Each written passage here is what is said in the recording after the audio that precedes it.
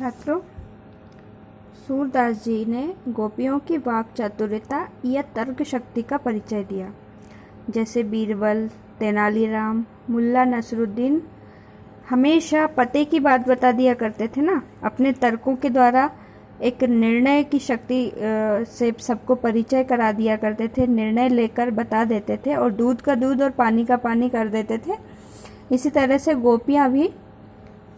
गोपियाँ बहुत ही बोलने में होशियार हैं। उनको वाक चातुर्यता प्राप्त है, अर्थात वो बोलने में बहुत होशियार हैं। तो गोपियों की वाक चातुर्यता का यहाँ पे परिचय मिल रहा है इन पदों के माध्यम से। तो ऐसे ही गोपियाँ उद्धव को योग एवं ज्ञान की निरर्थकता यानी उनका कोई उपयोग नहीं है और प्रेम की सार्थकता का परिचय देते हुए उसे सिद्ध कर रही हैं और उसे ये सिद्ध करते हुए ऐसे वचन कहती हैं उद्धव के सामने, हमारे हरि हारिल की लकड़ी। हारिल एक हरियल तोता होता है, एक पक्षी का नाम है, उसे हरियल तोता कहा जाता है। तो हरियल तोता की क्या खासियत रहती है कि वो एक लकड़ी को, एक विशेष लकड़ी होती है, उसको वो जकड़ कर रखता है, अपने से कभी अलग नहीं होने देता है। तो इसी तरह से जो गोपियाँ हैं उनके लिए श्री कृष्ण जो हैं वो उस लकड़ी के समान हैं और जो हरियल पक्षी हैं गोपियों ने उससे स्वयं की तुलना की है। मन वचन क्रम, क्रम से यहाँ तात्पर्य है कर्म। तो मन क्रम वचन नंद नंदन उर, यानी नंद नंदन, नंद बाबा के बेटे, नंदन यानी बेटे। तो नंद नंदन का जो नंद का जो नंदन है, नंद का जो बेटा है श्री कृष्ण, उसको हमने मन वचन कर्म से अपने उर में बसा रखा है, उसको बैठा रखा है। और जिस तरह से हरियल पक्षी लकड़ी को जकड़ कर रखता है वैसे ही हमने उसको मन वचन और क्रम से, मन से, कर्म से और वाणी से अपने हृदय में जकड़ कर रखा है।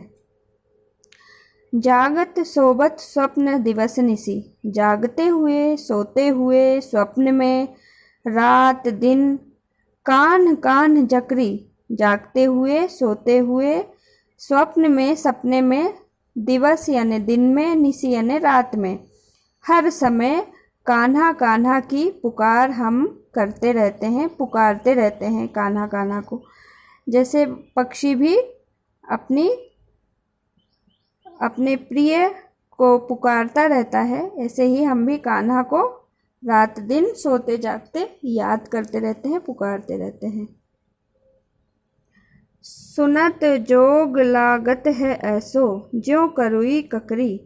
और योग जो उद्धव जिसका संदेश तुम लाए हो, यह हमें एक कड़वे फल यानी कड़वी ककड़ी की तरह लगता है। सु तो व्याधि हमको ले आए, जो व्याधि, व्याधि अर्थात बीमारी, सु यानी वह, सु तो व्याधि हमको ले आए, हमारे लिए ये व्याधि बीमारी ले आए हो, जिसे देखी सुनी ना करी, जिसको हमने कभी भी पहले न देखा न सुना, यानी योग को गोपियाँ व्याधि या बीमारी बता रही हैं। तो जिसको ना उन्होंने कभी देखा ना सुना, वे तो केवल श्री कृष्ण के प्रेम में लीन रही हमेशा। यह तो सूर तिन्ही को ले सौंपो, अर्थात सूरदास जी के अनुसार गोपियाँ कहती हैं उद्धव से, उद्धव ये तो तुम उनको ही ले जाकर सौंप दो जिनका मन एकाग्र नहीं होता, एकाग्र चित्त नहीं है, अर्थात मन चक्री की तरह घूमता रहता है। हमारा मन तो श्री कृष्ण के चरणों में ही लीन है, हमारा मन तो श्री कृष्ण के प्रेम में ही मग्न है। तो हम इस योग के संदेश को क्या करेंगे, हमारा मन तो पहले से ही लीन है। उनको ले जाकर ये दो जो भटकते रहते हैं, जिनका मन जो है चक्री की तरह घूमता रहता है, ये योग का संदेश उन्हीं को ले जाकर सौंप दो। हमारे लिए यह नहीं है, यह बीमारी हमें नहीं लगानी। तो इस तरह से उलाहना देते हुए उद्धव को के माध्यम से गोपियाँ श्री कृष्ण के पास ये संदेश भिजवाना चाह रही हैं। संदेश देने उद्धव आए थे, लेकिन उल्टा गोपियाँ ही उसको संदेश देने लगी, प्रेम का संदेश। यहाँ पर एक और बात है कि ये सारी बातें एक, जहाँ पर उद्धव आ जाता है, उद्धव संदेश देने आता है कृष्ण के द्वारा भेजा गया संदेश सुनाने के लिए, तो वहाँ पर अचानक एक भौरा भी आ जाता है जो पेड़ पौधों पर मंडराता रहता है। उसी की उलाहना देते हुए उसके माध्यम से गोपियाँ उद्धव को व्यंग्य सुनाती हैं या ताने सुनाती हैं। चौथा और आखिरी पद सूरदास जी के अनुसार, हरि हैं राजनीति पढ़ आए। हरि जो है, हरि कौन है? श्री कृष्ण, जो विष्णु जी को हरि कहा जाता है, तो हरि यानी श्री कृष्ण। श्री कृष्ण जो है राजनीति पढ़ी आए हैं, उन्होंने राजनीति पढ़ ली है। छात्रों, राजनीति का अर्थ एक षड्यंत्र एवं कूटनीति के नज़रिए से भी देखी जाती है। तो इनका कहना है गोपियों का कि ये जो हरि हैं ये राजनीति पढ़कर आ गए, कुटिल चाल चलने लगे हैं। समुझी बात कहत मधुकर के। मधुकर का अर्थ है भौरा, और यहाँ पर गोपियाँ भौरे को कहते हुए उद्धव जी को सुना रही हैं। तो उद्धव भी मधुकर का पर्यायवाची शब्द है। तो उद्धव से कह रही हैं मधुकर के भौरे के माध्यम से। समुझी बात कहत मधुकर के, समाचार सब पाए। यानी उद्धव जो लाए हैं, जो बात हमारे लिए लाए हैं, उन सब के समाचार को सुन करके गोपियाँ कहती हैं हरि जो है वो राजनीति पढ़ चुके हैं। एक अति चतुर होते पहले ही, एक तो पहले ही बहुत ही बुद्धिमान थे, चतुर यानी बुद्धिमान, पहले ही यानी पहले ही। अब गुरु ग्रंथ पढ़ाए, और अब उन्होंने वेद पुराण और शास्त्र भी पढ़ लिए हैं। ये उद्धव के माध्यम से हमारे पास इसका संदेश भेज दिया है। पढ़ी बुद्धि, बढ़ी बुद्धि जानी जो उनकी बढ़ी हुई यानी उनकी बुद्धिमानी जान करके, उद्धव को बड़ी बुद्धि वाला जान करके यानी बुद्धिमान जान करके उनके हाथों योग संदेश पहुंचा दिया हमारे पास।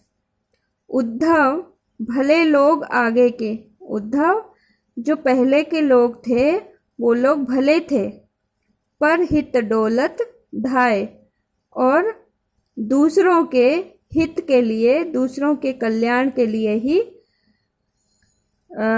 जाते रहे हैं। अब अपने मन फेर पाई है, चलत जू हुते चुराए। अब अपने मन का फेर जो है, अपने मन का जो लोभ मोह है, उसको भी तो दूर करो। जो तुम्हारे लिए, तुम दूसरों को ज्ञान देते हो तो तुम पहले अपने मन को तो सुधारो।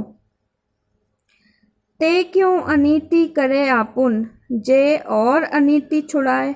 अर्थात जो स्वयं अन्याय करता है, जिसने गोपियों को भुला दिया है, जिसने हमें भुला दिया है, वह स्वयं अन्याय कर रहा है, और उसी ने न्याय के लिए उद्धव के द्वारा हमें यह संदेश भिजवाया है। पहले वह अपनी अनीति छोड़े जो स्वयं अनीति कर रहा है। अनीति यानी अन्याय। राजधर्म तो यह सूर, राजधर्म तो यह कहता है, सूरदास जी यहाँ पर कह रहे हैं। ये जो कवि होते थे, भक्ति काल के कवि, रीति काल के कवि, अंतिम पंक्ति में, अभी भी आधुनिक काल के कवि भी अधिकतर अपनी कविता में अंत में अपने नाम का उल्लेख करते थे। तो ऐसे ही यहाँ पर सूरदास जी ने हर पंक्ति के अंतिम, हर पद के अंतिम पंक्ति में अपना नाम का उल्लेख कर दिया है। तो सूरदास जी कहते हैं राजधर्म तो यही कहता है कि जो प्रजा ना जाहि सताए, जो प्रजा को नहीं सताए ऐसा ही राजधर्म श्रेष्ठ राजधर्म है। और जब हमें दुखी कर रहे हैं तो प्रजा कहाँ से सुखी होगी, प्रजा कैसे सुखी हो पाएगी। तो इस पद में भी गोपियों की वाक चातुर्यता, वाक पटुता दृष्टव्य है और ब्रज भाषा के सुंदर शब्दों का प्रयोग किया गया है। ब्रज भाषा में ये चारों पद हैं। ब्रज भाषा बहुत ही मधुर भाषा है और भक्ति काल के कई कवियों ने ब्रज भाषा में पद लिखे हैं। भक्ति काल की ये कविता है। इसमें उपमा अलंकार भी है, इसमें रूपक अलंकार भी है। यहाँ पे मधुकर यानी भंवरे की तुलना उद्धव जी से की है तो ये रूपक अलंकार है। और मन को हारिल की लकड़ी और स्वयं की तुलना हारिल से की है तो ये रूपक अलंकार है। बहुत सुंदर इसमें भाषा का प्रयोग किया गया है। भाषा के अनेक सौंदर्य प्रस्तुत हैं, अलंकार प्रस्तुत किए गए हैं। नंद नंदन उर में उपमा अनुप्रास अलंकार का भी दर्शन हो रहा है हमें। तो यहाँ कुल मिलाकर पूरे पदों में हमें एक विशिष्ट भाषा का सौंदर्य भी दिखाई दे रहा है। सूरदास जी ने वात्सल्य रस के कोने कोने को छूकर आ गए हों, ऐसा रामचंद्र शुक्ल जी का कथन है कि सूरदास जी बहुत ही माहिर हैं वात्सल्य रस का प्रस्तुतिकरण करने में। और वो हमें इन पदों में नहीं दिखाई देता है। इन पदों में श्रृंगार रस का उपयोग किया गया है। श्रृंगार अर्थात प्रेम की अभिव्यक्ति, अर्थात जिस हृदय में रति या अनुराग स्थायी भाव जागृत हो जाता है तो उसको श्रृंगार रस की अभिव्यक्ति या परिपाक माना जाता है। इस तरह से इसमें श्रृंगार रस का दर्शन हमें प्राप्त होता है। तो ये श्रृंगार रस किस प्रकार से है?